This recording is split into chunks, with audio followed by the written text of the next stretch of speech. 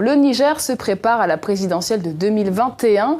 À 2 ans du scrutin, Mohamed Bazoum a déjà été investi candidat du pouvoir. Il est actuellement ministre de l'Intérieur du président Mahamadou Issoufou. Il est notre invité. Bonsoir, monsieur le ministre.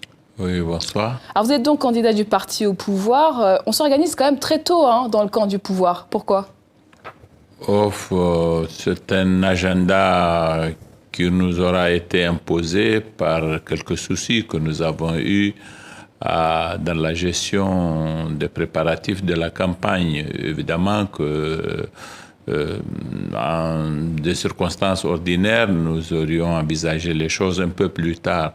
Quels sont ces soucis de préparation dont vous parlez ? Nous avons besoin de définir un cap très tôt et de créer les conditions d'une bonne cohésion au sein de notre parti.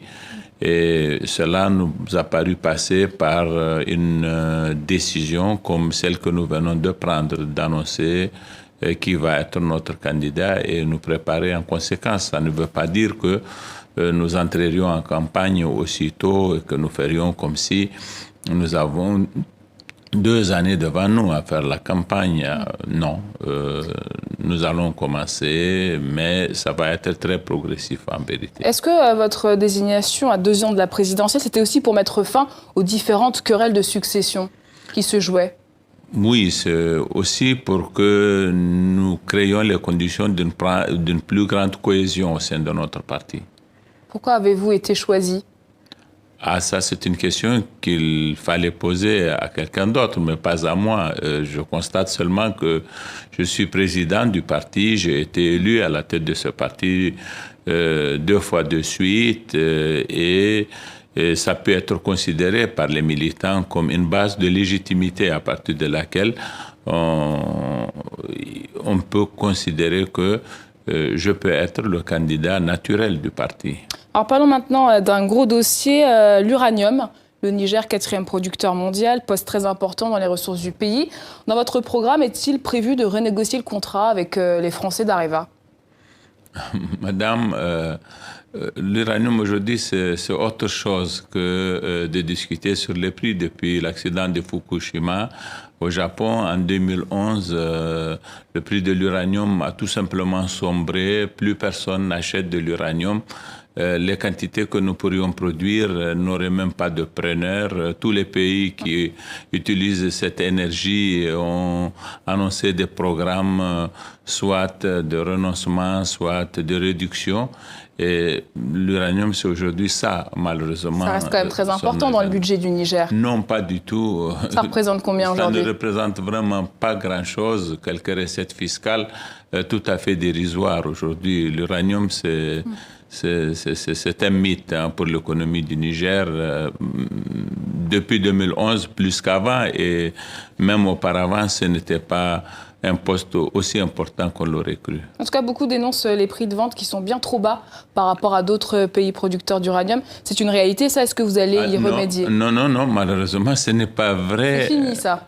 Non, ce n'est pas vrai de penser que le Niger, du fait de sa relation avec la France, vendrait son uranium à un prix moindre que sur le marché international. Il y a un marché spot.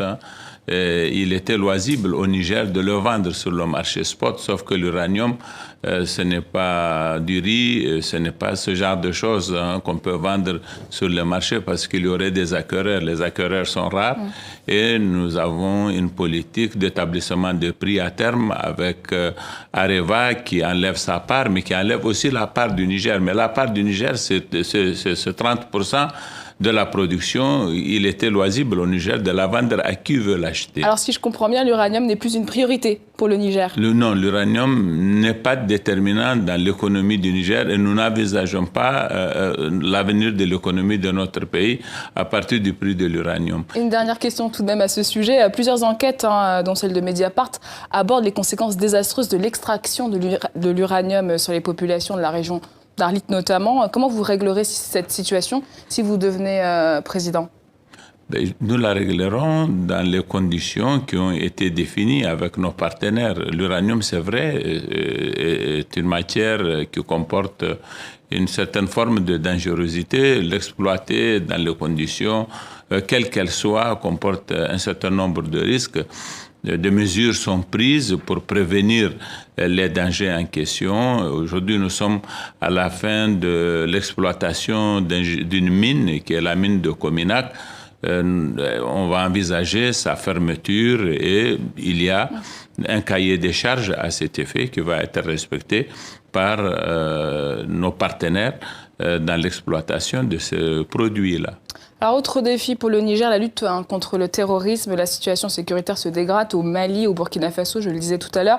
Maintenant, le conflit se communautarise. Est-ce que demain, le Niger ne sera pas le foyer de tension, le prochain foyer de tension? Non, s'il devait être un foyer de tension, il l'aurait déjà été, parce que c'est depuis 2012 qu'à notre frontière très proche, au Mali, ces événements se passent sans qu'ils aient pu déteindre sur le Niger. Nous avons une forme de gouvernance qui nous met à l'abri des risques de ce genre-là. Je ne vois pas comment il peut être possible que de ce qui se passe au Mali et qui nous atteint parfois, ou de ce qui peut se passer au Burkina et qui peut nous atteindre, il peut y avoir des risques de conflits intercommunautaires. Non, ça ne me paraît pas envisageable. Et comment enrayer cette vague ? Au Mali et au Burkina, il faut promouvoir une gouvernance qui prévienne ce genre de situation. Il faut régler les cas qui se posent déjà. Il faut affirmer l'autorité de l'État. Il faut clairement faire en sorte que le monopole de la violence légitime reste l'apanage exclusif de l'État. Il faut que l'État ait la crédibilité qu'il faut pour parler aux communautés, promouvoir le dialogue entre elles et user de son autorité pour que personne n'envisage de régler de compte à son voisin au nom de quelque raison que ce soit. Alors en octobre 2017, un attentat contre des soldats américains révèle l'ampleur de la présence américaine au Niger. Alors une base de drones est en cours de construction. Qu'est-ce que gagne dans tout ça le Niger ? Avec cette base, avec cette présence américaine?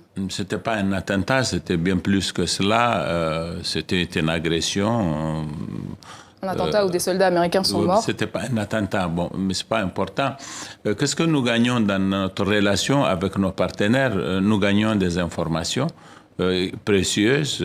Si nous vivons en paix aujourd'hui encore, malgré le fait que nous ayons un foyer de guerre au Nigeria, à notre frontière, malgré la situation au Mali, malgré la situation en Libye. C'est ça la réalité du Niger. Si aujourd'hui encore nous tenons que nous sommes en paix, c'est aussi en partie dû à la coopération que nous entretenons avec nos partenaires.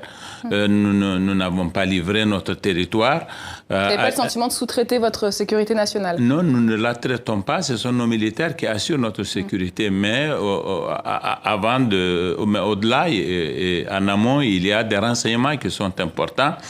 Et puis, nous avons aussi beaucoup d'autres avantages en termes d'acquisition de moyens. Dans le cadre de cette coopération, justement, il n'y a personne qui se soucie de notre sécurité plus que nous. Et lorsque nous engageons des formes de coopération avec nos partenaires et que le résultat est celui dont nous justifions aujourd'hui, nous ne sommes pas prêts à ce qu'on nous donne des leçons très facilement, parce que tout simplement, il est plus aisé de faire des critiques de ce genre que de penser aux problèmes auxquels nous sommes confrontés. Ce sera le mot de la fin de notre interview. Merci beaucoup Mohamed Bazoum, candidat à la présidentielle au Niger. Merci d'avoir répondu à nos questions. Je vous en prie.